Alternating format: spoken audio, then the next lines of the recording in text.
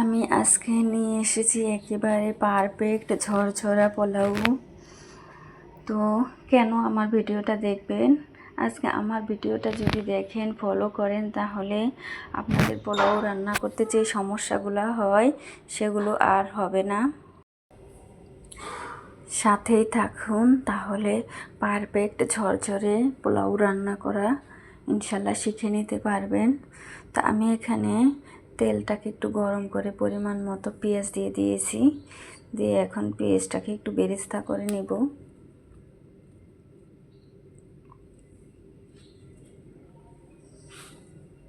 সুন্দর করে ভেজে এখানে আমি দারচিনি, লং আর এলাচ দিয়ে দিয়েছি পরিমাণ মতো। আমি এখানে পোলাও চাল নিয়েছিলাম 700 গ্রাম।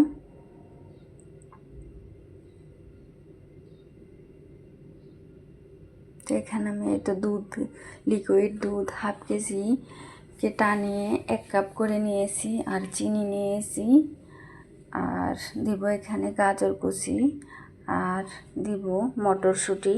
আজকে মটরশুঁটি দিয়ে আমি পোলাওটা করে দেখাবো। আশা করি আজকের পোলাওটা আপনাদের কাছে অনেক ভালো লাগবে।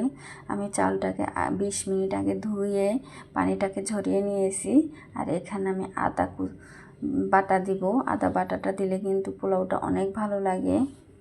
এখন আমি চালটাকে দিয়ে দিলাম। দিয়ে ভালো করে নাড়াচাড়া করে ভেজে নিতে হবে। চালটা যত সুন্দর ভাজা হবে, পোলাওটা কিন্তু তত সুন্দর ঝরঝরা হবে। তো চেষ্টা করবেন চালটাকে ভালো করে লো হিটে ভেজে নিতে। হাই হিটে দিলে কিন্তু আবার নিচে দিয়ে পুড়ে যাওয়ার সম্ভাবনা থাকবে। তো মিডিয়াম হিটে দিয়ে ভালো করে চালটাকে ভেজে নিতে হবে। আর এখানে আমি পরিমাণ মতো লবণ দিয়ে দিয়েছি, দিয়ে আদা বাটাও দিয়েছি। এখানে কিন্তু আপনারা স্বাদটা যদি বাড়াতে চান তাহলে অবশ্যই আদা বাটা দেবেন। আর আমি যেই প্রথমে কড়াইটাতে পোলাওটা বসিয়েছিলাম, ইলেকট্রনিক চুলা হওয়ার কারণে নিচে দিয়ে বারবার পুড়ে যাচ্ছে, কেন জানি না এরকম সমস্যা হয়েছে। তার জন্য আমি হাঁড়িটা চেঞ্জ করে বড় হাঁড়িতে দিয়ে দিলাম। আর এখানে আমি হাফ কেজি দুধকে টানিয়ে 1 কাপ করেছি। তো এভাবে করে যদি এই পোলাওটা রান্না করেন, মাশাল্লাহ খেতে কিন্তু অনেক মজা হয়। আর এখানে আমি এই তো মটরশুঁটিগুলো আগে একটু হালকা ভাপিয়ে নিয়েছিলাম। হালকা ভাপিয়ে কিন্তু সাথে সাথে পোলাও চালের সাথে দেয়া যাবে না। পোলাও চালটা যখন প্রায় হয়ে আসবে তখনই দিতে হবে, না হয় কিন্তু কালো হয়ে যাওয়ার, কষে কালো হয়ে যাওয়ার সম্ভাবনা থাকবে। আর এখানে আমি স্বাদ বাড়ানোর জন্য পরিমাণ মতো একটু চিনি দিয়ে দিয়েছি। আপনারা চাইলে স্কিপও করতে পারেন। আমি এখানে আজকে আর কাঁচামরিচ দেইনি। আর এখানে সর্বশেষ আমি দিয়ে দিতেছি গাজরটা দিয়ে আমি কোনো নাড়াচাড়া করব না, আমি ঢাকনা দিয়ে ঢেকে দিব।